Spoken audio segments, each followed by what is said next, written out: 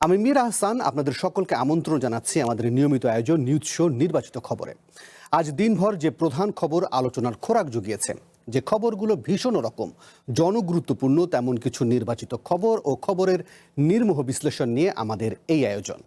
আর আজ আলোচনার জন্য পুরো সময় জুড়ে আমাদের সাথে স্টুডিওতে আছেন জ্যেষ্ঠ সাংবাদিক এবং কলামিস্ট সর্দার ফরিদ আহমদ। সর্দার ফরিদ, আপনাকে স্বাগত জানাচ্ছি আমাদের নির্বাচিত খবরে। এছাড়াও এই আলোচনায় যোগ করে নিতে চাই জাহাঙ্গীরনগর বিশ্ববিদ্যালয়ের শিক্ষক ডক্টর নাহরিন ইসলাম খানকে। ডক্টর নাহরিন, আপনাকেও স্বাগত। এছাড়াও এই আলোচনায় একাধিক সময় নানান অতিথি যোগ দেবেন, জানাবেন মতামত আর করবেন বিশ্লেষণ। শিক্ষামন্ত্রীর পদত্যাগ সহ ৩ দফা দাবিতে রাজধানীতে দিনভর কয়েক দফায় স্থানে স্থানে সড়কে অবরোধ করেছে, আন্দোলন করেছে শিক্ষার্থীরা। সংসদ ভবনের সামনে লাঠিপেটা করে শিক্ষার্থীদের ছত্রভঙ্গ করেছে পুলিশ। দুর্যোগপূর্ণ আবহাওয়ায় এইচএসসি পরীক্ষা এবং একই সঙ্গে সমমানের পরীক্ষা নেয়া এবং শিক্ষামন্ত্রীর বক্তব্যের প্রতিবাদে বিক্ষোভ হয়েছে ময়মনসিংহ, বরিশাল, যশোর আর দিনাজপুরেও।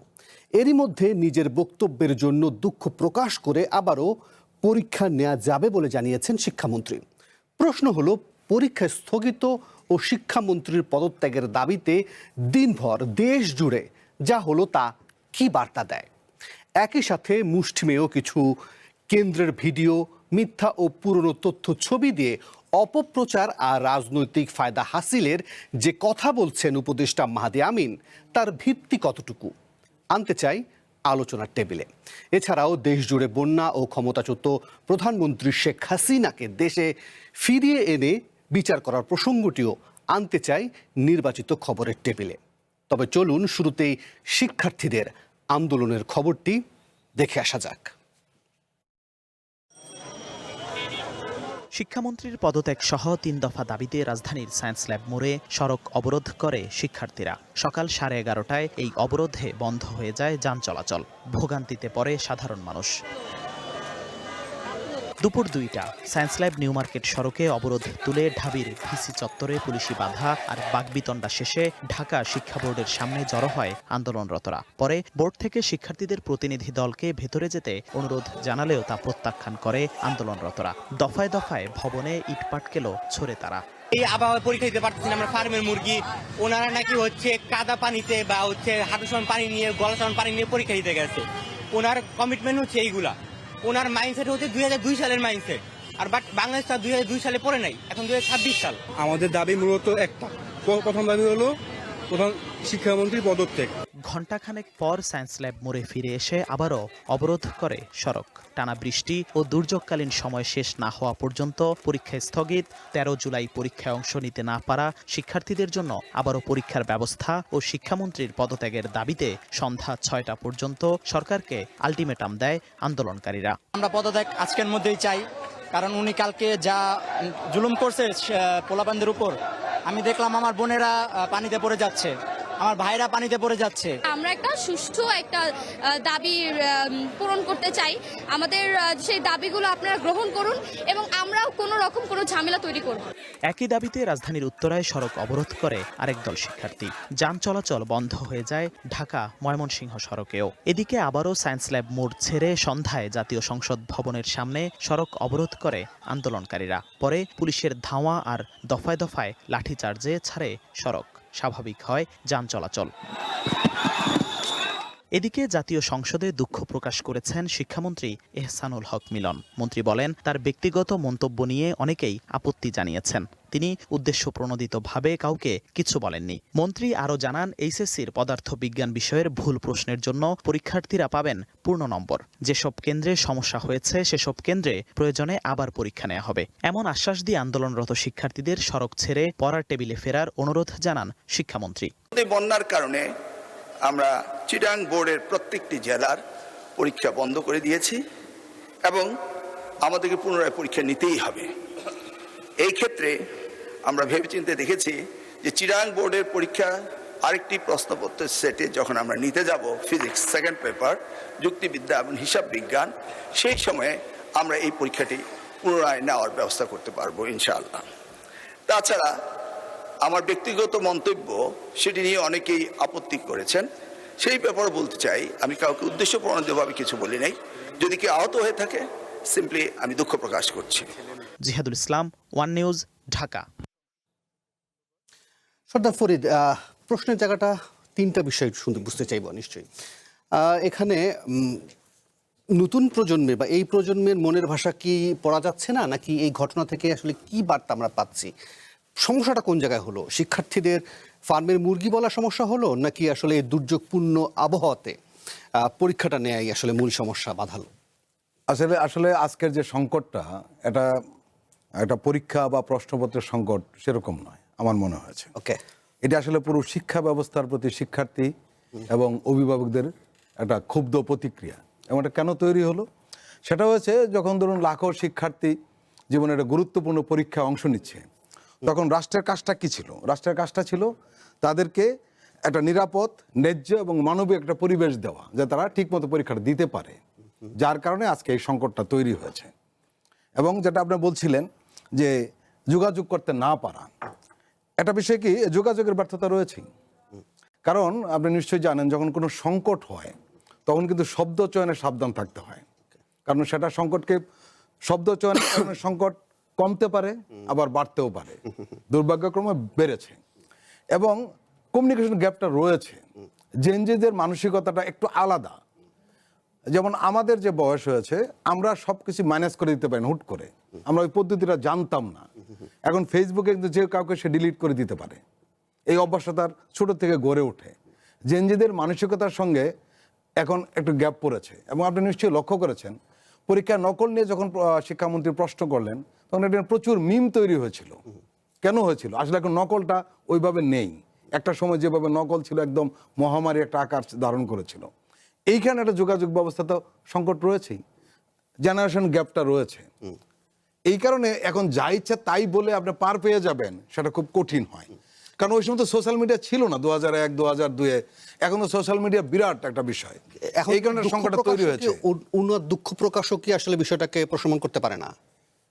এটা হতে পারে, এটা হতে পারে। এখন কিভাবে তারা ডিল করবেন, আমরা কয়েকটা বিষয় দেখতে চাই। সেটা হলো যে এই যে আন্দোলনটা কেন ছড়িয়ে পড়লো, সেটা তারা ভেবে দেখা দরকার। কারণ এটা একদিনে ছড়িয়ে পড়ে নাই। টানা বৃষ্টি, জলাবদ্ধতার মধ্যে পরীক্ষা নেওয়ার একটা প্রশ্ন ছিল। অনেক শিক্ষার্থী ঠিকমতো পৌঁছতে পারে নাই, ভিজে পরীক্ষা দিয়েছেন। আবার পদার্থবিজ্ঞানে ভুল প্রশ্ন ছিল, এটা আবার কিন্তু সরকার স্বীকারও করেছিল। এই স্বীকারটা করাতে আবার 4 জন শিক্ষককে শোকজও করেছে।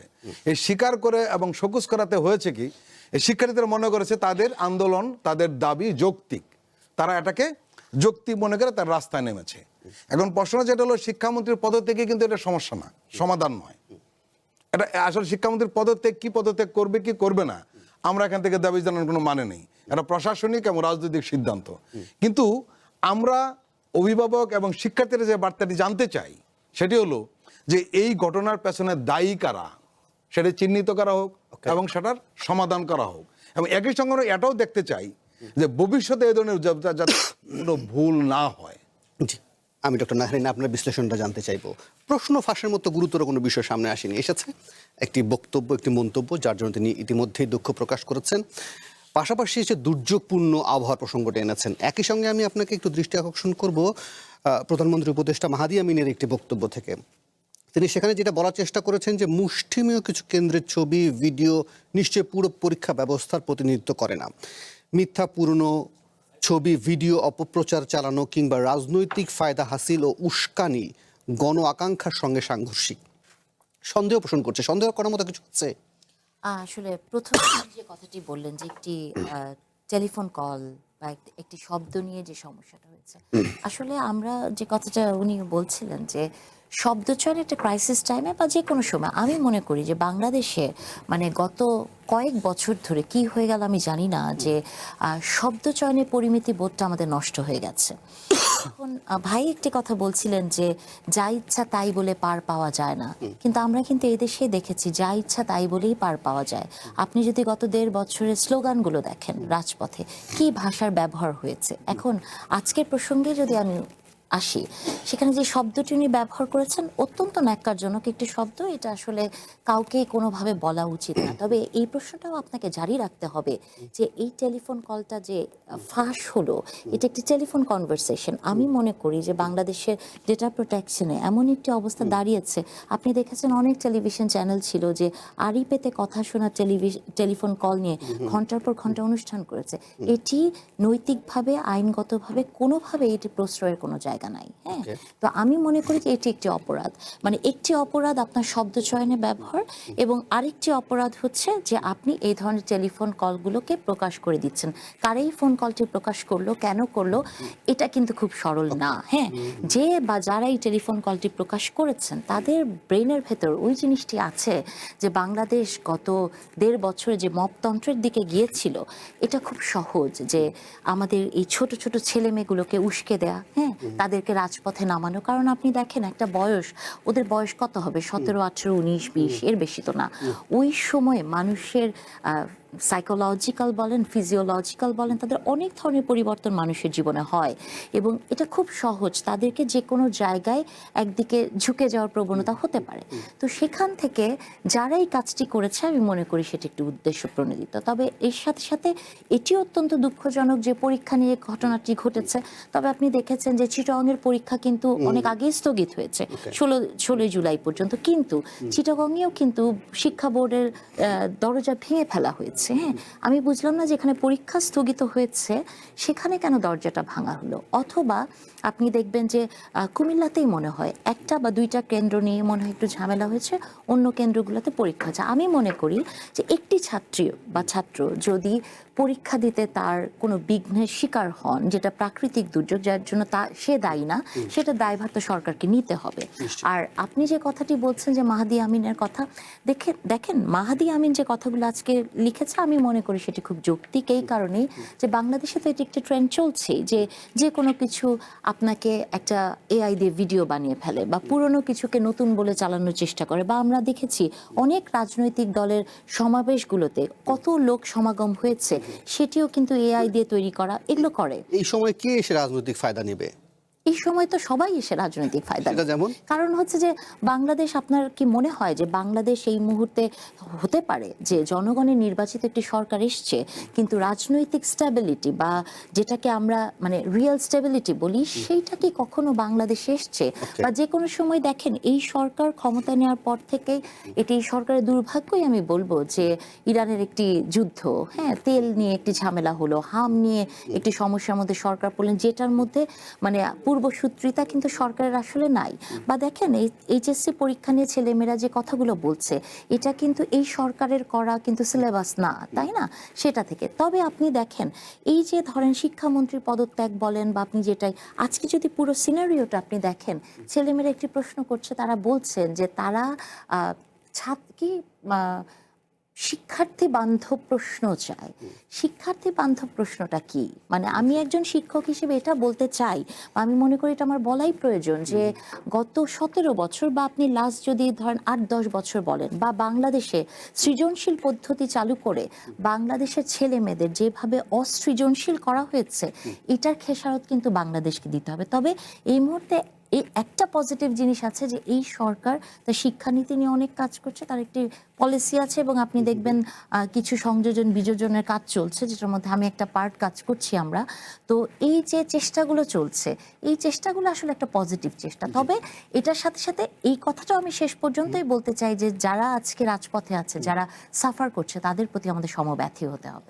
নিশ্চয়ই সর্দার ফরিদ, আপনাকে প্রশ্ন করার আগে আমাদের সাথে আমাদের এই আলোচনায় আমাদের সহকর্মী জিহাদুল ইসলামকেও যোগ করে নিই। তিনি সারাদিন এই প্রসঙ্গটিকে কভার করেছেন এই নিউজটিকে, এবং একই সঙ্গে আমরা মুস্তফা কামাল পলাশ তাকেও যোগ করে নিতে চাই। তিনি কানাডা সাসকাচুয়ান থেকে আমাদের সাথে যোগ দিচ্ছেন। তিনি গবেষক, আবহাওয়া গবেষণা করেন। কারণ ওনাকে আমার প্রয়োজন এই কারণেই যে শিক্ষামন্ত্রী বলেছেন যে বৃষ্টির পূর্বাভাসের উপর ভরসা করেই এইচএসসি পরীক্ষা স্থগিত করা হয়নি। মানে আমাদের আবহাওয়া দপ্তরের আসলে পূর্বাভাসের মানে কি পর্যায়ে করে আবহাওয়া একটা পূর্বাভাস দিয়েছিল যে 12 তারিখ পর্যন্ত বৃষ্টি হবে, কিন্তু দেখা গেল যে সেটা ঠিক হয়। সে ফলে আমি একটু মুস্তফা কামাল পলাশের কাছ থেকেও সেটা জানার চেষ্টা করবো যে আমাদের যারা পূর্বাভাস দেন তাদের আসলে সক্ষমতাটা কোন পর্যায়ে। সদা ফরিদ ছোট্ট করে নিশ্চয়ই বলবেন যে যে জেনজি রগরগে ভাষার ব্যবহার করত, সেই জেনজি এখন এরকম ভাষার ব্যাপারে এত স্পর্শকাতর হয়ে উঠলো। পাশাপাশি মাহাদি আমিনের যে বক্তব্য, এর মধ্যেও তিনি রাজনীতির কোনো উদ্দেশ্য আছে কিনা, প্রশ্নটা এই কারণে করার অর্থ যে একটা সময় আওয়ামী আমলেও আমরা এটাই শুনতাম, এই বয়ানটাই সামনে আসতো, কেউ এখানে সবকিছুর মধ্যে পলিটিক্স। মীর, এখানে একটা জিনিস বলি, সেটি হলো যে অনেকে একটা ভুলে যান, সেটি হলো যে আসলে প্রশ্নের মুখে পড়তে হয় সরকারকে, বিরোধী রাজনৈতিক দলকে নয়। এটাই স্বাভাবিক, কারণ সরকারের দায় দায়িত্বটাই মূল দায় দায়িত্ব। বিরোধী দলটা অক্সিলারি ভার্ব হিসেবে কাজ করতে পারে, কিন্তু একটি ভার্ব কিন্তু সরকার। কাজে সরকারকে সমালোচনা, সরকার যখন খারাপ করবে তখন সমালোচনার মুখোমুখি হবে, ভালো করলে কিন্তু সমস্ত ক্রেডিট সরকারই পেয়ে যায়। এটা একটা দিক। আরেকটা দিক যেটা হলো সেটা হলো যে আমি বলছিলাম, সেটা হলো যে আসলে সময়টা আগের মতো নেই। জেনজিদের ভাষা বুঝতে হবে, কারণ জেনজির বিষয়টা শুধু আমাদের দেশে নয়। আপনি দেখেন ওরা কিন্তু একটা চিকেন পার্টি নামে একটা ফেসবুক খুলেছে, রাইট, ককরোচ পার্টির কিন্তু অনুকরণ করে ইন্ডিয়া যেটা হয়েছে, এগুলো কিন্তু খেয়াল রাখা দরকার। ওরা এগুলো খুব ফলো করে এবং জানে। এবং সবচেয়ে সমস্যাটা যেটা হলো, আমাদের সময় ইনফরমেশন কি ছিল? বই এবং পত্রিকা, তাই তো? এখন সারা পৃথিবীর ইনফরমেশন এই ইয়াংদের সাথে হাতে, একদম সবার হাতে। এবং ওরা আরেকটা সুবিধা পেয়ে যায়, ওরা আমরা যেরকম ইংরেজি বুঝতাম যারা গ্রাম থেকে আসা লোক, এখন কিন্তু ইয়াং জেনারেশন ইংরেজিটা নর্মালি বুঝে। এর মানে তারা কমিউনিকেট করতে পারতেছে সব বিষয়ে এবং দ্রুত। আর অনেক কিছু পৃথিবীতে প্রযুক্তি নির্ভর হয়ে গেছে, যার যে প্রযুক্তিটা ওরা ধারণ করে। এখন নতুন পুরনো যারা রয়েছে, এরা এদের ভাষাটা আসলে একটু আলাদা হয়ে গেছে। এদের ভাষা না বুঝতে পারার কারণে যেটা হয়েছে 18-তে যে আন্দোলনটা হলো, নিরাপদ সড়ক নিয়ে যে আন্দোলনটা হলো, এবং এই ইয়াং জেনারেশনটা কিন্তু 24-এর গণঅভ্যুত্থানটা করেছে। এবং এই যে আজকে যে পুলিশ যে পেটালো, আসলে পুলিশ দিয়ে পেটানো এটা কোনো ভাষা নয়, এটা আলোচনার সাপেক্ষে সমাধানটা হলো মূল সমস্যা গণতান্ত্রিক আছে। এই জিনিসগুলো এবং এই যে প্রতিক্রিয়া, আমি একটু আশঙ্কা প্রকাশ করছি, এই ইয়াং জেনারেশনের এই প্রতিক্রিয়া কোনো না কোনো সময় এই সরকারকে সম্ভবত মুখোমুখি হতে হবে এই একটি ঘটনার কারণে, কারণ এরা ভুলে না, মনে রাখে সবসময়। এই কারণে আমি বলছিলাম, আমরা যে প্রশ্নটা করেছিলাম, ইউর রাইট, যে আসলে একটা গ্যাপ রয়েছে। জি, আমি একটু মুস্তফা কামাল পলাশের কাছ থেকেও একটু তার বিশ্লেষণ শুনতে চাইবো। নিশ্চয়ই আপনি অনেক দূরে আছেন, তারপরও নিশ্চয়ই দেশে কি হচ্ছে না হচ্ছে তার নিয়মিতই খোঁজ খবর রাখেন। একটু বলবেন দিনভর যা হলো সেটাকে আপনি কিভাবে দেখেন? পাশাপাশি শিক্ষামন্ত্রী এহসানুল হক মিলন তিনি যেটা বলেছেন যে বৃষ্টির পূর্বাভাসের উপর ভরসা করে আসলে এইচএসসি পরীক্ষা স্থগিত করা হয়নি, মানে আমাদের কি আবহাওয়ার পূর্বাভাসের সক্ষমতা কোন পর্যায়ে আছে? আচ্ছা, আপনাকে ধন্যবাদ আবারও আমাকে আমন্ত্রণ জানানোর জন্য। এখানে আমি যদি বলি আমি যেহেতু এখনো পিএইচডি স্টুডেন্ট, আমি আবার বলি আমার স্টুডেন্টের দৃষ্টিকোণ থেকে আমি এই যে ছাত্রছাত্রীরা যে কনসার্ন করছেন সেটার সঙ্গে তাদের এগ্রি, এবং এই ধরনের যে বিরূপ আবহাওয়ার মধ্যে এই পরীক্ষাটা ওই দিন যেটা হলো, বিশেষ করে অনেক কুমিল্লা বা অন্যান্য যে জেলাগুলোতে অনেক ভারী বৃষ্টিপাত হয়েছে। আমরা যদিও মিডিয়ায় শুধুমাত্র কুমিল্লায় আসলে ওই দিন রাতে বেশ কয়েকটি জেলায় খুব ভারী বৃষ্টিপাত হয়েছে, তার মধ্যে কুমিল্লা ছিল, জামালপুর ছিল, ঠিক আছে। তো এখন ওই জেলাগুলোতে হয়তো আমাদের এই ধরনের বললাম ভাইরাল ভিডিও ছবি আসে নাই, কিন্তু আসলে জামালপুর জেলায় আমি আমার ব্যক্তিগতভাবে আমি যখন ফেসবুকে পোস্ট দিয়েছি, অনেক মানুষ জামালপুর জেলা থেকে একই ধরনের ছবি দিছে। তো এখন আমি যেটা বলি, উনি যেটা শিক্ষামন্ত্রী যেটা বলছেন যে আবহাওয়া পূর্বাভাসের ব্যাপারটা, যে এখানে এইটার আসলে আমি মনে করি সরকার এবং বাংলাদেশে আবহাওয়া পূর্বাভাস দেওয়ার একটা আইন আছে, যেখানে আবহাওয়া পূর্বাভাস শুধুমাত্র বাংলাদেশ আবহাওয়া অধিদপ্তর ছাড়া আর কেউ দিতে পারে না, এবং তাদের তথ্যগুলোই অন্যান্য সকল বাংলাদেশের যে বিভিন্ন মন্ত্রণালয় তারা ব্যবহার করে। তো এখন যেখানে বাংলাদেশ আবহাওয়া অধিদপ্তর এই পূর্বাভাসটা দিতে পারে নাই, বা ভুল পূর্বাভাস দিচ্ছে, বা এখানে আন্ডার এস্টিমেট করছে, এই কারণে আসলে আমি যদি বলি এখানে পুরো দায়টাই আসলে আমার মনে হয় যে বাংলাদেশ আবহাওয়া অধিদপ্তরের উপরে যায় তাদেরকে। এবং এটা শুধুমাত্র এই ক্ষেত্রে এইবারেই যে এটা হলো সেটা না, কিন্তু আমি যদি বলি 2024 এবং 2025 সালেও যখন আমাদের একটা ঘূর্ণিঝড় উপকূলে আঘাত করতেছিল, তখন জাতীয় বিশ্ববিদ্যালয়ের পরীক্ষাটা চলতেছিল অনার্স 4th ইয়ারের, তখন আমাকে প্রায় কয়েক শত স্টুডেন্ট আমাকে মেসেজ দিচ্ছে, ভাইয়া আপনাদের পায়ে পড়ি করি, আপনাকে যেহেতু মিডিয়ারা আপনার সঙ্গে সম্পর্ক আছে, আপনি জানেন আবহাওয়া পূর্বাভাস হিসেবে এটা। এবং ইনফ্যাক্ট এরপরে হলো আমি প্রত্যেকটা মিডিয়ার সঙ্গে কথা বলে সাংবাদিকদেরকে দিয়ে এটা জানানোর পরে, এবং এই তথ্যটা যে তৎকালীন অন্তর্বর্তী সরকারের শিক্ষা উপদেষ্টার কাছে পৌঁছানোর পরে, এই প্রায় ওয়ান কাইন্ড অফ ওখান থেকে, মানে আমি যদি বলি আমি আমার সিঙ্গেল হ্যান্ডেডলি আমার এখান থেকে প্রেশার ক্রিয়েট করে সাংবাদিকদের দিয়ে জাতীয় বিশ্ববিদ্যালয়ের উপাচার্যের সঙ্গে কথা বলে শেষ পর্যন্ত ওই পরীক্ষাটা পোস্টপোন করি। যদি আপনি চিন্তা করেন যে একটা ঘূর্ণিঝড় আঘাত করতেছে, মানে উপকূলে আঘাত করতেছে, ওই দিনও পরীক্ষাটা ওরা পিছাইতে রাজি না। তো এই যে একটা পলিসি গ্যাপ, আমি যদি মনে করি সরকারের সঙ্গে যে আবহাওয়া অধিদপ্তরের সঠিক পূর্বাভাসটা দিতে পারে না, মাঝখানে যেটা হয় ভিকটিমটা হয় সরকার, এবং সরকারের সঙ্গে যে জনগণের যে একটি যেটা বললে যে সম্পর্ক, তিক্ত সম্পর্ক সৃষ্টি, এটার জন্য কিন্তু সরকার দায়ী না। সরকার কিন্তু আবার বলছে সরকার ইটসেলফ নট মানে এই ডিসিশন দেয় না, সরকার ডিসিশন নেয় বিভিন্ন সংস্থার তথ্যের উপরে।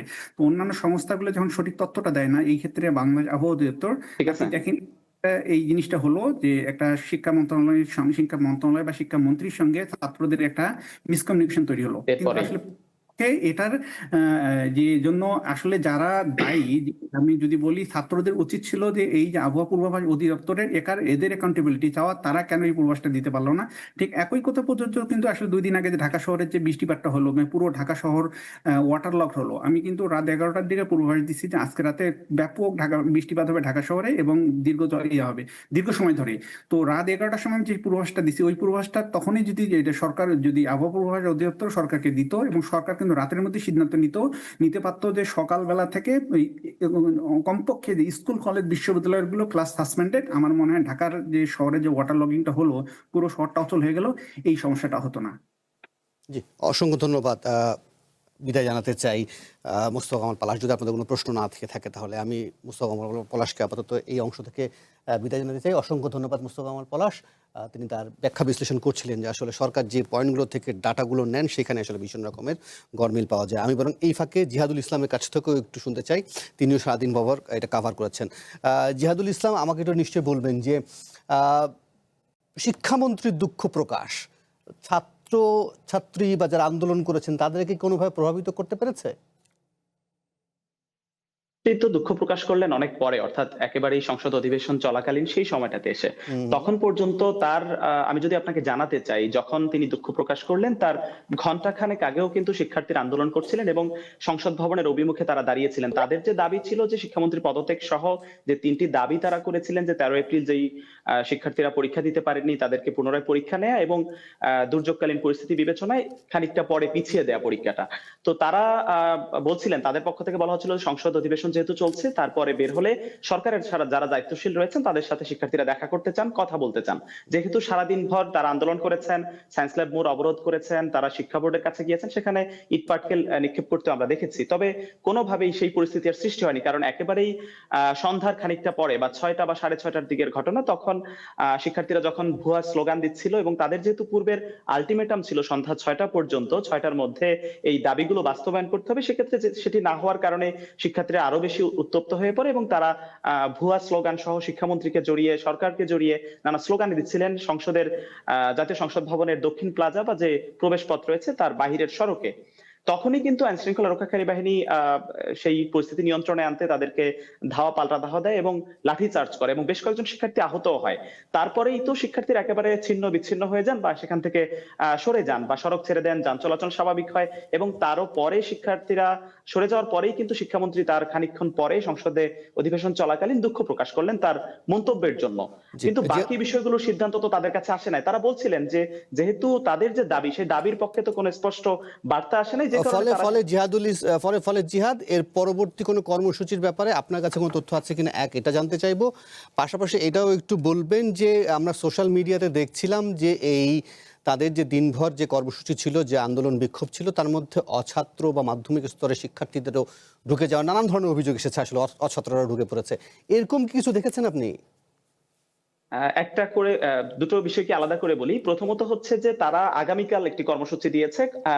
শিক্ষামন্ত্রীর দুঃখ প্রকাশ করার খানিকটা পরে শিক্ষার্থীরা আবার জড়ো হয়েছে সংসদ ভবনের সামনে রাত 9টার দিকে এবং তারা কর্মসূচি দিয়েছে যে আগামীকাল যদি আগামীকালকের যে পরীক্ষাটি রয়েছে সেটি পেছানো না হয়, সেক্ষেত্রে তারা পরীক্ষা অংশগ্রহণ করবেন। পরীক্ষা অংশগ্রহণ শেষে তারা শিক্ষা মন্ত্রণালয় অভিমুখে একটি লং মার্চ করবেন। শিক্ষার্থীদের পক্ষ থেকে এমনটি বলা হয়েছে। কালকের কর্মসূচি আপাতত এটুকু। তবে আপনি যেটা বলছিলেন যে অছাত্র বা অন্যান্য অনেককেই দেখা গেছে, আমি বলবো যে সেটি আমরাও অবজার্ভ করেছি বা আমরা যারা গণমাধ্যম কর্মীরা ছিলাম সকাল থেকে, যেহেতু তাদের যেই জায়গায় তারা সড়ক অবরোধ করেছে, আন্দোলন করেছে, প্রত্যেকটি জায়গাতেই আমরা তাদের সাথে সাথে ছিলাম, যে কারণে আমাদেরও মনে হয়েছে বেশ কিছু জায়গায় এটির দুটি কারণ হতে পারে। একটা ব্যাপার হচ্ছে যে আন্দোলন করছিলেন এইচএসসি বা সমমান পরীক্ষার্থী যারা রয়েছেন তারা, এবং সেই সাথে যেহেতু আমরা জানি যে আন্দোলন যখন হয় তখন অন্যান্য যে শিক্ষার্থীরা রয়েছেন, অনেকে মাধ্যমিকের শিক্ষার্থী, অনেকে হয়তো খুবই ছোট বয়স বা বিভিন্ন পড়াশোনা করছেন বিভিন্ন জায়গায়, তারাও এখানে একত্রিত হয়েছেন, আন্দোলন হচ্ছে, যুক্ত হয়েছেন বড় ভাইদের সাথে বা এই ধরনের ব্যাপার আছে। এছাড়া আমরা অনেককে দেখেছি তাদের এই ধরনের প্রশ্ন কিন্তু বারবারই উঠেছে যে সেখানে অছাত্র বা অন্যান্য অনেকে যুক্ত হয়েছেন, বা সাধারণ শিক্ষার্থীরা যারা হয়তো পরিচয় ছাড়াই সেখানে যুক্ত হয়েছেন, এমন অনেকেও আছে। এবং সেখানে নানা জায়গায় বা সোশ্যাল মিডিয়া আমরা প্রচারণাও দেখেছি এই আন্দোলনের পক্ষে, আন্দোলনে যুক্ত হওয়ার জন্য নানা জায়গা থেকে আমরা কিন্তু সে ধরনের প্রচারণা দেখেছি। সেই সব বিষয় কিন্তু আছে এবং সেটি আমাদের সামনে পড়েছে, বেশ কিছু জায়গায় আমরাও লক্ষ্য করেছি সেই বিষয়টি।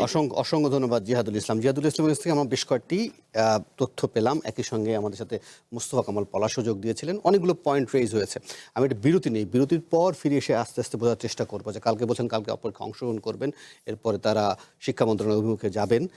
ফলে সামনের দিনগুলোতে দেশে নানান জায়গায় বন্যা চলছে, ফলে সেই সময় আবার কি পরীক্ষার যে সময়সূচি সেখানে কোনো পরিবর্তন দেখা যেতে পারে কি পারে না। পাশাপাশি আবহাওয়া অধিদপ্তরের প্রসঙ্গটা নিয়ে আসতে চাই, যেহেতু অনেক কিছুই ডিপেন্ড করে এর উপরে, কতটুকু সক্ষম হলাম আমরা এত বছরে। আমাকে একটু সময় দিন, একটা বিরতি নেই, দেবো ছোট্ট একটা বিরতি, ফিরছি একটু পর। ভবিষ্যৎ হোক নিরাপদ, বিনিয়োগ হোক বিশ্বস্ত, আর আমার পছন্দ সল্ট বে। ওয়েলকাম টু সল্ট বে। নির্বাচিত খবরে সর্দার ফরিদ কি বলবেন? আমি একটা প্রস্তাব দিতে চাই যে আসলে এখন কি করা উচিত, এটা হলো মূল বিষয়। কারণ এটা আপনি জানেন যে রাষ্ট্রের শক্তি কিন্তু লাঠিতে নয়, আস্থায়। এখন এই দৃষ্টিভঙ্গিকে সামনে রেখে সরকার কিছু সিদ্ধান্ত নিলে সম্ভবত এই সমস্যাটার সমাধান হতে পারে। যেমন ধরুন, অবিলম্বে শিক্ষার্থীদের প্রতিনিধি, তারপরে কর্মকর্তা মন্ত্রণালয়ের বৈঠক করতে পারে যে কি করা যেতে পারে, যাতে আলোচনাটা চাপিয়ে না দেওয়া যায়, সবার মাধ্যমে সিদ্ধান্ত নেওয়া, এটা একটা হতে পারে। আরটা হতে পারে পরীক্ষার ব্যাপারে পরিষ্কার সিদ্ধান্ত আসা উচিত। কিরকম সিদ্ধান্ত, যে পরীক্ষাটা পুনঃ পরীক্ষা হবে কিনা, কাদের হবে, কবে হবে, এই সবগুলো প্রশ্নের জবাব একসাথে এবং স্পষ্ট করে দিলে ছাত্ররা নিশ্চিত হতে পারবে যে আমাদের সামনে চিত্রটা এরকম।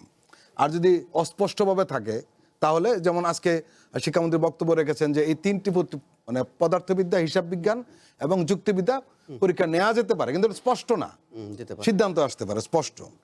আরেকটা বিষয়, একটা স্বাধীন কমিটি গঠন করা যেতে পারে যে এই যে ঘটনাটা ঘটলো, কিন্তু ইয়াটা তো স্পষ্ট করেছেন 6 আর 7 যে পূর্ণ মার্ক পাবে না না, সেটাও ঠিক না। প্রশ্নপত্রে ভুল থাকবে কেন? সেটা কিন্তু সমাধান নয়। আপনি প্রশ্নপত্র ভুল দিলেন, যাই জবাব দিক না, আপনি 10 নাম্বার হয়তো ছিল ওই প্রশ্নে, আপনি 10 পেয়ে গেলেন, এটা কোনো সলিউশন না।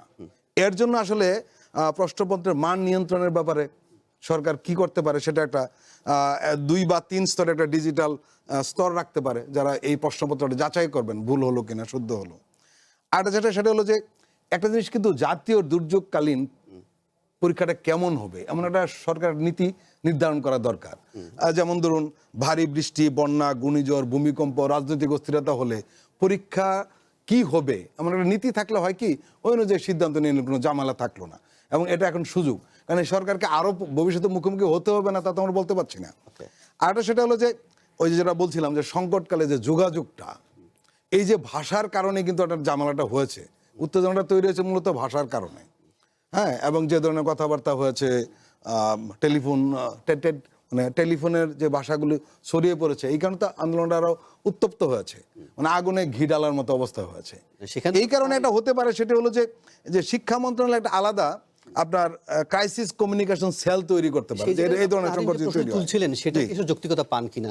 এই যে প্রশ্ন, মানে এই যে কথাবার্তা অল রেকর্ড ফাঁস হয়ে যাওয়া, এই বিষয়টা তো নিশ্চয়ই আমলে নেওয়ার মতো, কারণ একটা সময় তো এটা একদম মহামারীর মতো বেরোতো।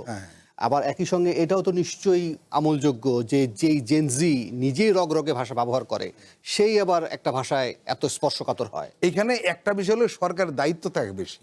সংকট হলো এটা, একজন জেনজি যে ভাষা ব্যবহার করতে পারবে, সরকার সেই ভাষা ব্যবহার করতে পারবে না, কারণ জেনজির দায়িত্বটা ওইরকম না। সে খুব দায়িত্বশীল মানুষ, এবং যদি আমরা ধরে নেই মির, তাহলে আমার সম্ভবত ভুল করবে। কিন্তু শিক্ষামন্ত্রী অসম্ভব দায়িত্বশীল মানুষ, নিঃসন্দেহে। কিন্তু এইখানে জেনজিকে তো তার দায়িত্বটা বুঝিয়ে দিতে হবে, জেনজিদের কমিউনিকেশনটা করতে হবে। এখন আপনারা যেটা টেলিফোনের কথা বললেন, টেলিফোনের ব্যাপারে আমার একটু মানে আলাদা একটা মতামত আছে। যেমন টেলিফোনে যখন আমরা কথা বলি, এটা যে কোনো সময় রেকর্ড হতে পারে, ফাঁস হতে পারে। কেন হবে? হ্যাঁ, এটা কেউ মানবে না। হ্যাঁ, আপনি অনেক, আমি এমন লোকও জানি প্রফেসর, আমি এমন লোকও জানি মানে উদ্ভট স্বভাব, টেলিফোন যেই করুন, একটা নর্মাল টেলিফোন করলেও সে রেকর্ড করে রাখে। কিন্তু এটা অদ্ভুত ব্যাপার কিন্তু, এটা হতে পারে। এবং এমন টের পাওয়া যায় যখন আপনার কেউ রেকর্ড করে, তখন কিন্তু আমরা টের পান যে আমার টেলিফোনে রেকর্ড করছে। তো আমি ওই ভদ্রলোকের সঙ্গে কথা বলার সময় আমি রেকর্ড কে করছেন, এটা তো ব্যক্তিগত এটা অদ্ভুত। এখন বিষয় যেটা হলো যে এই ধরনের কিছু লোকের স্বভাব আছে, আমরা এটা বের করে দিই। এখানে যখন টেলিফোনে কেউ আমরা কথা বলি, এখন সবসময় সাবধানে কথা বলা দরকার। আর দায়িত্বশীল পদে থাকলে তো আরো বেশি সাবধানে হওয়া উচিত। এখানে আপনি এক পক্ষে দিবেন, ব্যক্তির একটা সচেতনতা খুব কাজ করবে। এখন যে বিষয়টা সেটা হলো যে কতগুলি জিনিস মনে রাখা দরকার, যে শিক্ষা শুধু একটা পরীক্ষা নয়, এটা একটা রাষ্ট্রের প্রতি এই তরুণদের একটা আস্থা তৈরির ক্ষেত্র। কিন্তু এরকম কিছু বিষয় আমরা যে ভুলে যাই। তারপর আরেকটা বিষয় সেটা হলো যে দায় স্বীকার করাটা অনেকে দুর্বলতা মনে করে, কিন্তু এটা কিন্তু সুশাসনের লক্ষণ, যখন কোনো দায়িত্বশীল লোক তার দায়টা স্বীকার করে নেন। এবং আমরা মনে করি এই বিএনপি সরকার বিশাল সমর্থন নিয়ে, জনসমর্থন নিয়ে ক্ষমতায় এসছে, তার দায় স্বীকার করে নেওয়াটা খুব বেশি খারাপ লক্ষণ নয়।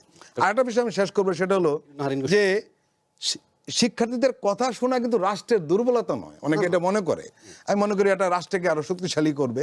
কাজেই শিক্ষার্থীদের মনোভাবটা চিন্তা করে সরকার দ্রুত এবং স্পষ্ট একবারে একটা সিদ্ধান্ত যাতে জানায়, তাহলে আন্দোলন থেমে যাবে। জি ডক্টর নাহার। আমি আসলে এখানে একটু ডিফার করতেই চাই। আমি মনে করি যে কথাটি ভাই বলছিলেন যে টেলিফোনে কথা বলার সময় সাবধান হওয়া উচিত, আমি টেলিফোনে কথা বলার সময় সাবধান হতে চাই না, কারণ এটা আমার ব্যক্তিগত স্বাধীনতা। এবং আমি এই প্রশ্নটাও জারি রাখতে চাই যে আমরা এনটিএমসির অনেক গল্প শুনেছি, তাই না? টেলিফোন কেমন করে কথাগুলো রেকর্ড করা হতো, সেগুলোকেও জবাবদিহির জায়গায় আনতে হবে। কারণ এটি বাংলাদেশে, মানে এই মুহূর্তে পৃথিবীর এই সময় এসে আপনি যদি বলেন যে আপনার ব্যক্তিগত কথোপকথন পাবলিক হবে, সেটা আমি নাহরিন আসলে মানতে চাই না। এবং আমি চাই না যে টেলিফোনের কোনো কথোপকথন আসলে রাজনৈতিক কাজে ব্যবহৃত হয় বা কারো ক্যারেক্টার অ্যাসাসিনেশনের জন্য ব্যবহৃত হয়। এটি একটা অপরাধ, এটাকে অপরাধ হিসেবে দেখতে হবে। এবং এই জন্য আপনি জনগণকে বলতে পারেন না যে তাকে আসলে খুব সাবধানে কথা বলতে হবে। আমি ব্যক্তি স্বাধীনতায় বিশ্বাসী এবং এটা হতে হবে। আচ্ছা, এখন যে কথাগুলো বলছিলাম, যে আমরা ভাই বলছিলেন জেনজির ভাষা বুঝতে হবে। দেখেন, জেনজির ভাষা কিন্তু পুরো পৃথিবীতেই বদলে গেছে, কিন্তু পুরো পৃথিবীতে, মানে উন্নত দেশগুলোতে সেখানেও তো জেনজি আছে এবং তারা কিন্তু আরো বেশি প্রযুক্তির সাথে সম্পর্কিত। সেসব দেশে কি এডুকেশন সিস্টেমের সাথে কোনো কম্প্রোমাইজ হয়েছে? হয়নি। বাংলাদেশে বা এই সাবকন্টিনেন্টে, ইভেন ইন্ডিয়াতেও না, এডুকেশন সিস্টেমটি এমনভাবে কলাপস করেছে যে ছাত্রছাত্রীদের দেখবেন এখন কিন্তু মূল বিষয়ে ওই একটা জায়গায় একটু গেছে গুটি কয়েক, যে শিক্ষামন্ত্রী পদত্যাগ, বাট বেশিরভাগই কিন্তু তাদেরকে পরীক্ষায় পাশ করিয়ে দিতে হবে, শিক্ষার্থী বান্ধব প্রশ্ন হতে হবে। দেখেন, পুরো সিস্টেমটাকে আপনাকে প্রশ্ন করতে হবে। আমরা যারা বিশ্ববিদ্যালয়ে পড়াই, আমরা দেখেছি যে কিভাবে আমরা ছেলেমেয়েদেরকে পাশ করে দিই। আপনাকে মনে রাখতে হবে, আপনি যে ডিগ্রিটি পাবেন এটার মধ্যে উদারভাবে খাতা দেখার কোনো জায়গা নাই। আপনি যেটি আর্ন করবেন সেটা আপনাকে অর্জন করে নিতে হবে। ডিগ্রি কোনো দান করার বিষয় না, এটাকে অর্জন করে নিতে হয়। এটি হচ্ছে বাংলাদেশের শিক্ষা ব্যবস্থার এই মুহূর্তে সবচেয়ে বেশি গলদ, যেখানে পরীক্ষা খাতা দেখার সময় শিক্ষকদের বলে দেওয়া হয় যে একটু উদারভাবে খাতা দেখবেন। হ্যাঁ, এটি আসলে হওয়ার কোনো জায়গাই নাই। আপনি যদি একটি নেশনকে শক্তভাবে দাঁড় করাতে চান, তাহলে এটা নিয়ে আপনাকে কথা বলতে হবে। আর দেখেন, আমি জেনজিদের সাথে তাদের এই বেদনার সাথে আমি সহমর্মী। হ্যাঁ, এবং যে ঘটনাটি ঘটেছে সেটি খুবই ন্যাক্কারজনক, কারণ প্রাকৃতিক দুর্যোগে আসলে যে ঘটনাগুলো হয় তাদের জন্য তারা দায়ী না। তবে এই জেনজিরাই কিন্তু আপনি দেখবেন কয়েকদিন আগে শিক্ষামন্ত্রীকে প্রচুর ট্রোল করেছে। আপনি দেখেছেন যে এটা মিডিয়া, আমি মিডিয়াকে বলবো যে তারা জেনজি করতেই পারে, কিন্তু আপনারা যখন স্কুলগুলোর সামনে গেছেন, আপনারা সেটি ভিডিও করেছেন, এটা আপনারা নিউজ করেছেন, তিনি কি টোনে কথা বলেন সেটা নিয়ে অনেক ট্রোল করা হয়েছে। এখন একটা ছোট শিশুকে আপনি দেখাচ্ছেন, সে ট্রোল করলে মিডিয়াতে ভাইরাল হতে পারে। মিডিয়ার কিন্তু এখানে অনেক বড় একটা ভূমিকা আছে। এখন একজন শিক্ষামন্ত্রীকে যখন একটি শিশু বা শিক্ষামন্ত্রী কেন, যে কাউকে এই ট্রোল করার মানসিকতা থেকে বড় হয়, আপনাকে সেই জায়গাটাতেও প্রশ্ন করতে হবে। আর আরেকটা যেটি কথা আমার কাছে মনে হয়, যে কথাটি ইউএস থেকে, আমেরিকা থেকে যিনি ছিলেন বলেছেন, ক্যানাডা থেকে, উনি বলছিলেন যে দেখেন, আজকে শুধু খালি পরীক্ষা নিয়ে কথাটা হয়েছে, পরশুদিন আমি কিন্তু এরকম একটা সিচুয়েশনে পড়েছি, আমি মতিঝিল গিয়েছিলাম। দেখেন, আবহাওয়া অধিদপ্তরের সাথে আপনি যদি বাংলাদেশের আবহাওয়া অধিদপ্তরের সক্ষমতা নিয়ে কথা বলেন, এখানে কিন্তু তারা এইচপি ক্লাস্টার এবং নাসা থেকে ডেটা নিয়ে কাজ করে, এবং যেখানে কিন্তু পূর্বাভাস 2 দিন আগে দেওয়া সম্ভব। তার মানে কি, বাংলাদেশের আবহাওয়া অধিদপ্তরের সাথে অন্যান্য বিভাগের কোনো সিনক্রোনাইজ নাই, তারা কোনো নেটওয়ার্কিং এর মধ্যে থাকে না। এটি যদি করে পরশুদিন যদি ঢাকা শহরে বলা হতো যে এই পরিমাণ ওয়াটার লগিং হতে পারে, কারণ ঢাকা তো একটা ডেড সিটি, এইখানে আপনি যদি হোম অফিস করে দিতেন বা সকালবেলা ঘোষণা দিতেন যে কথাটি ভাই বলছিলেন যে স্কুলটাকে বন্ধ করে দিতে পারতেন, হ্যাঁ, সেটা করলে কিন্তু জনদুর্ভোগ অনেক কমানো যেত। এবং দেখেন আজকে যে আন্দোলনটি হলো, আন্দোলনের এবং তাদের যৌক্তিক দাবির পাশ কাটিয়ে আপনি যদি জনদুর্ভোগের কথা চিন্তা করেন, আপনি দেখেছেন মানুষ কি জনদুর্ভোগের শিকার হয়। আমার মনে হয় ঢাকা এমন একটি শহরে পরিণত হয়েছে, এখন এই মুহূর্তে একটা দাবি হতে পারে ট্রাফালগার স্কোয়ারের মতো একটি স্কোয়ার পূর্বাচলের দিকে করা, যেখানে যে মানুষ আন্দোলন করবে, শহরমুখী আন্দোলন করে এই যে রাস্তা বন্ধের যে ট্র্যাডিশন। দেখেন আমরা 24-এর পর তো এই বাংলাদেশ চাই নাই, আমরা চেয়েছি যে একটা ডিফারেন্ট পরিবর্তন হবে, সেটা কিন্তু আমরা দেখি নিয়মতান্ত্রিক না। আন্দোলন এখানে হ্যাঁ, ঠিক করে দেবো, সেখানে হ্যাঁ, সেখানে এবং গিয়ে আন্দোলন বিদেশে হবে। কিন্তু তাই হয় যে একটা স্কোয়ার থাকে, ওখানে যে আপনি প্রতিবাদ জানাবেন, এটা কিন্তু হতেই পারে এবং প্রত্যেকটি আন্দোলনের যৌক্তিকতা থাকে। আপনি একটি কথা বলছিলেন মাহাদি আমিনের বক্তব্য থেকে যে সমস্ত কিছুর মধ্যে রাজনীতি দেখা। আমি যেহেতু পরিবেশ পড়াই, আমি একটি কোর্স পড়াই, খুবই ইন্টারেস্টিং, এটার নাম পলিটিক্যাল ইকোলজি। আপনি শুনলে অবাক হবেন, সাধারণ দৃষ্টিতে আপনার কাছে যেটি প্রাকৃতিক দুর্যোগ মনে হয় সেটির পিছনেও পাওয়ার আছে, সেটি এবং সেই পাওয়ারটাই হচ্ছে পলিটিক্স।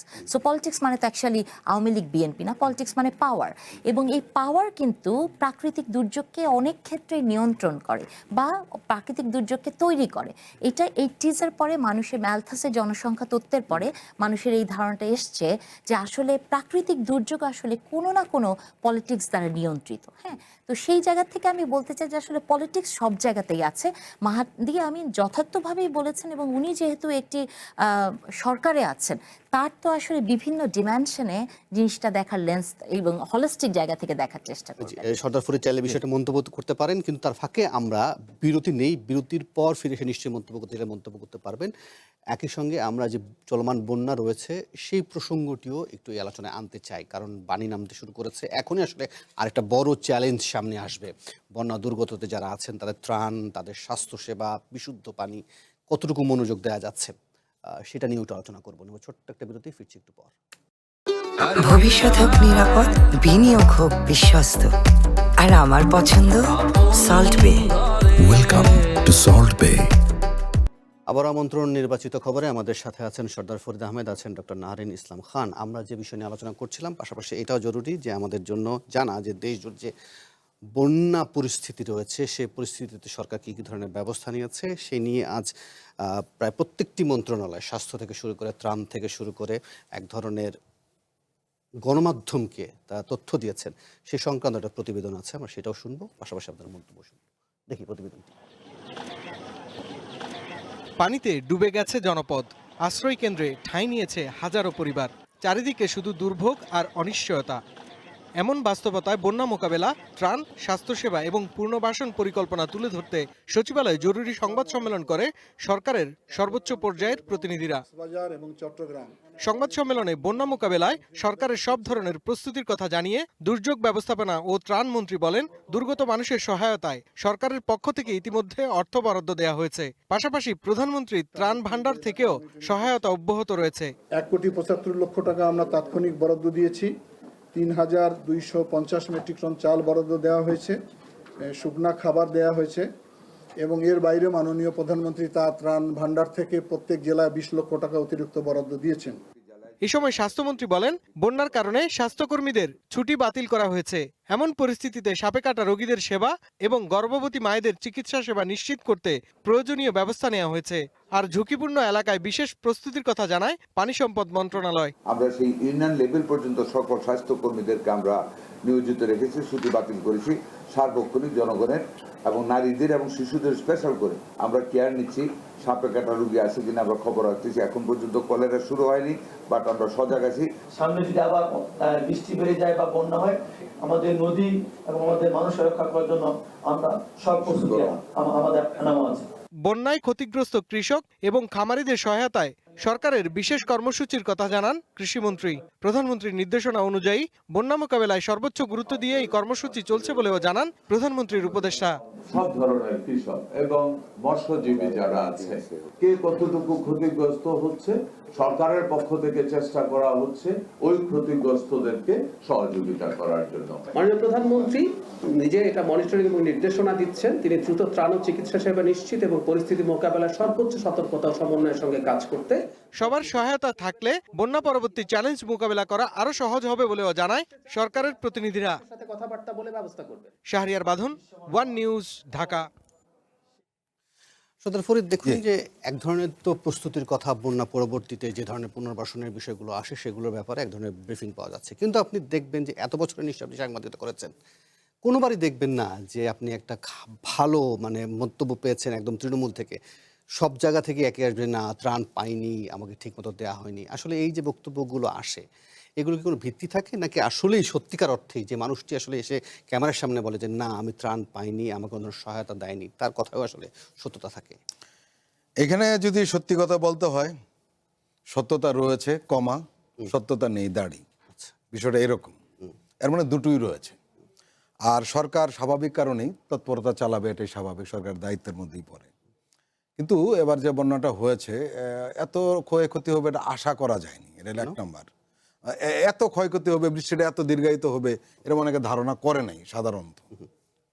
যেটা আবহাওয়া অধিদপ্তরের ফলাফল নিয়ে তখন আলাপ করলামই, আর মানে আগের থেকেই একটা সংকট তৈরি হয়েছে যে এত বেশি বৃষ্টি হবে। আমরাও ভাবিনি যে এত বেশি বৃষ্টি হবে, কিন্তু এত পরিমাণটা বাড়বে সেটা নয়।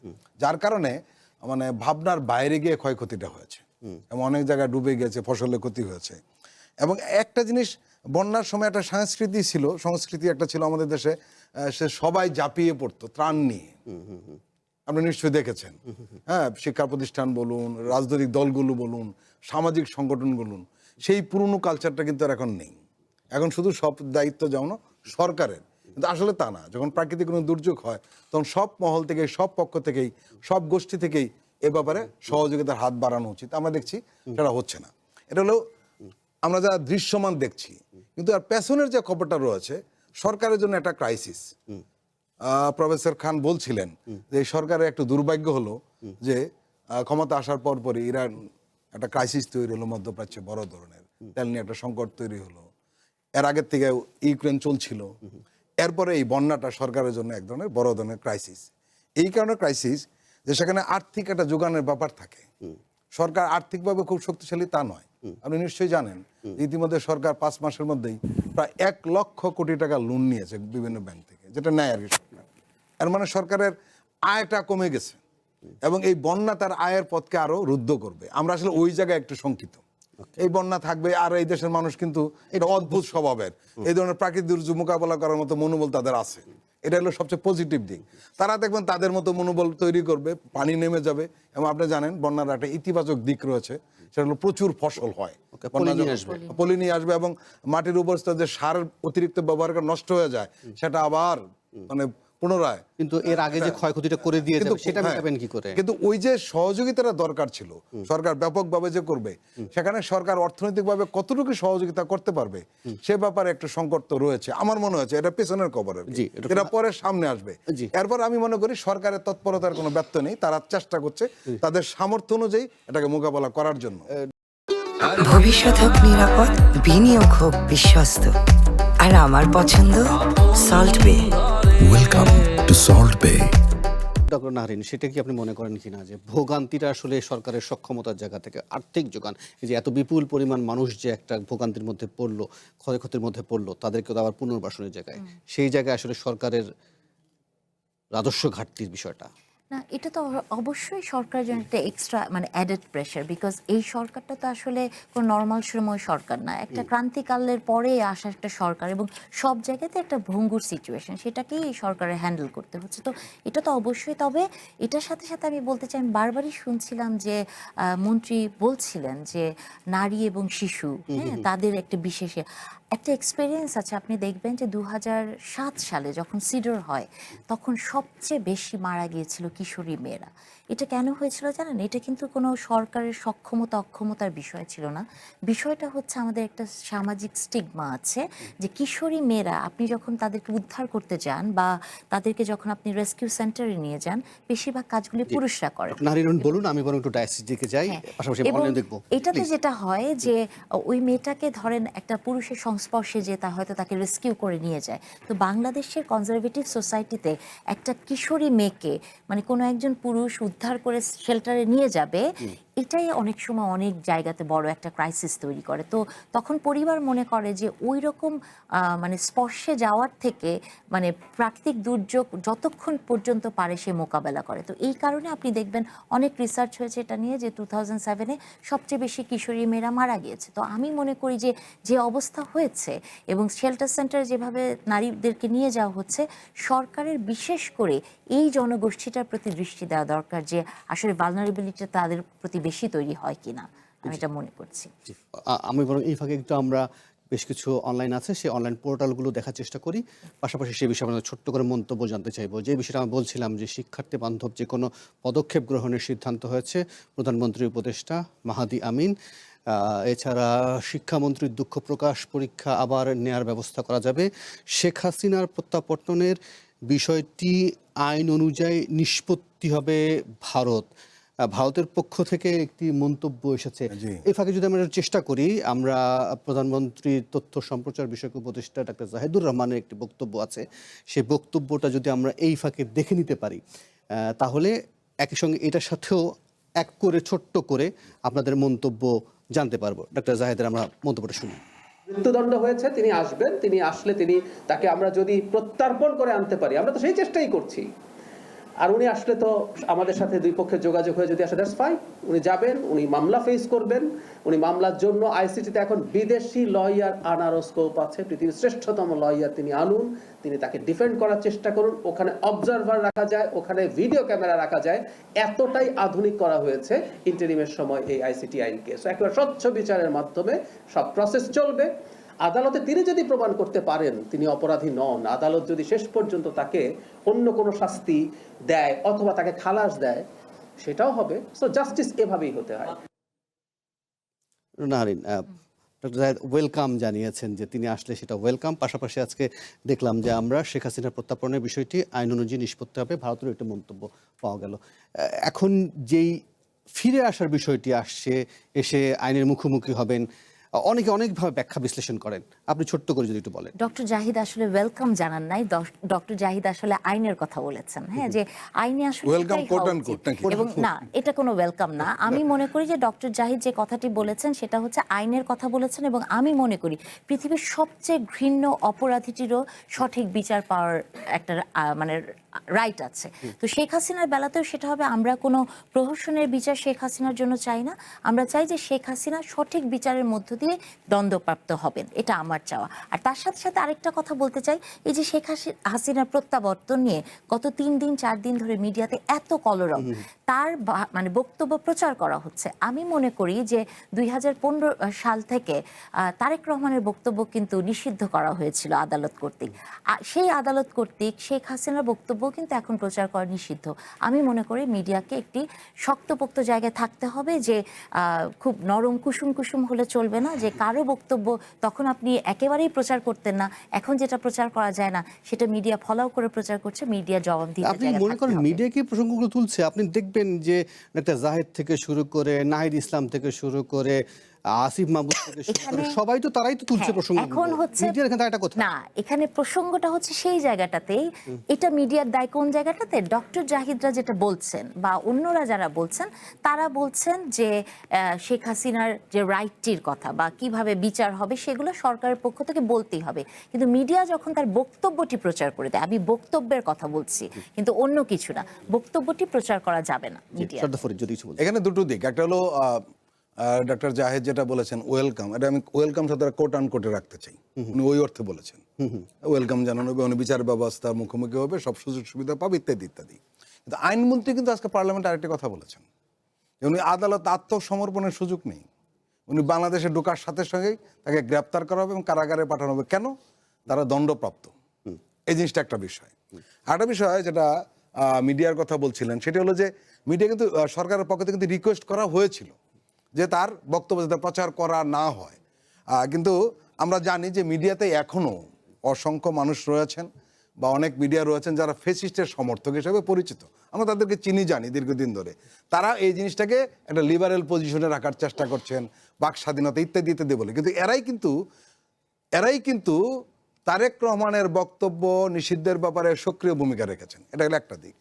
আর হলো জয়সওয়াল যেটা বলেছেন, রণজিৎ জয়সওয়াল, আসলে এখানে উনি একটা কথা কিন্তু পরিষ্কার বলেছেন যে শেখ হাসিনার ব্যাপারে ভারতের নীতির কোনো পরিবর্তন হয়নি। এর মানে তারা আগের অবস্থানে রয়েছে। একটা জিনিস মনে রাখেন, আসলে রয়টার্সের কাছে যে সাক্ষাৎকারী দিকটা কেন ডিসেম্বরে ফিরবে, আসলে এগুলো সবগুলো হলো রাজনৈতিক এক ধরনের স্টানবাজি। কারণ হলো যিনি দেশেই থাকতে আসতে চান তিনি পালিয়ে গেলেন কেন, আর যিনি পালিয়ে যান তিনি শহর দিকে চলে আসেন দণ্ডপ্রাপ্ত, এরকম আশা করা বা চিন্তা করাটাও সঠিক নয়। জি, অসংখ্য ধন্যবাদ। আমি পরের অনলাইনটি একটু দেখি। পরের অনলাইন বিবিসি বলছে বাংলাদেশের শিক্ষামন্ত্রীর পদত্যাগ চেয়ে বিভিন্ন স্থানে শিক্ষার্থীদের বিক্ষোভ, এটিকে তারা এখন পর্যন্ত তাদের শীর্ষ খবর রেখেছে। চট্টগ্রামে একের পর এক চাঁদাবাজি ও সশস্ত্র হামলার নেপথ্যে কারা, এই বিষয়টি খুব বেশি পরিমাণ আসছে বেশ কয়েকদিন ধরেই। আমরা চাঁদাবাজির নানান জায়গায় হামলার খবরগুলো দেখতে পাই এবং আশা করি এই বিষয়গুলো নিয়ে আসলে একটা দীর্ঘ আলোচনার দাবি রাখে, কিন্তু আমার হাতে একেবারেই সময় নেই, আমাকে অনুষ্ঠান শেষ করতে হবে। ডক্টর নাহারিন ইসলাম খান এবং সর্দার ফরিদ আহমেদ, আপনাদের দুজনকে অসংখ্য ধন্যবাদ। আপনারা আপনাদের মূল্যবান সময় এবং মন্তব্য দিয়েছিলেন। আর এই ছিল আজকে নির্বাচিত খবরে। কাল আবারও দেখা হবে। সে পর্যন্ত ভালো থাকুন, সুস্থ থাকুন, শুভরাত্রি।